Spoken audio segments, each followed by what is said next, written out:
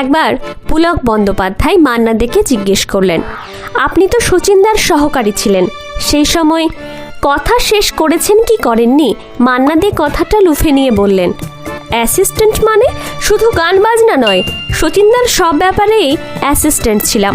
এই ধরুন, শচীনদার বাজার করা, বাজারের থলে বওয়া, শচীনদাকে কলা কিনে দেওয়া, হাসির কথা বললে শচীনদাকে তারিফ করা, আর গান বাজনার একটা ব্যাপার তো আছেই। বরঞ্চ শচীনদার একটা গল্প শুনুন। রেকর্ডিং চলছে, আমি শচীনদাকে অ্যাসিস্ট করছি, মিউজিশিয়ানরা তৈরি হচ্ছে। তখন তো বাজনা আর গান একসঙ্গে তৈরি হতো।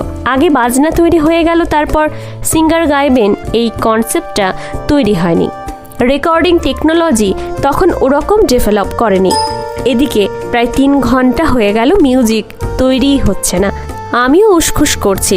তাই দেখে শচীনদা মিউজিশিয়ানদের গিয়ে বললেন, শুনো শুনো, মানা কি কইতাছে, তোমাগো কাম তো শেষ হইতেছে না, তাইলে গানটা আগে গাইয়া নিক, তোমরা পরে বাজনা বাজাইও। বুঝুন অবস্থা, বাস্তবে তো তা সম্ভব ছিল না। নমস্কার, আমি মন্দিরা। ভিডিওটি ভালো লাগলে লাইক, শেয়ার, সাবস্ক্রাইব করার অনুরোধ রইল।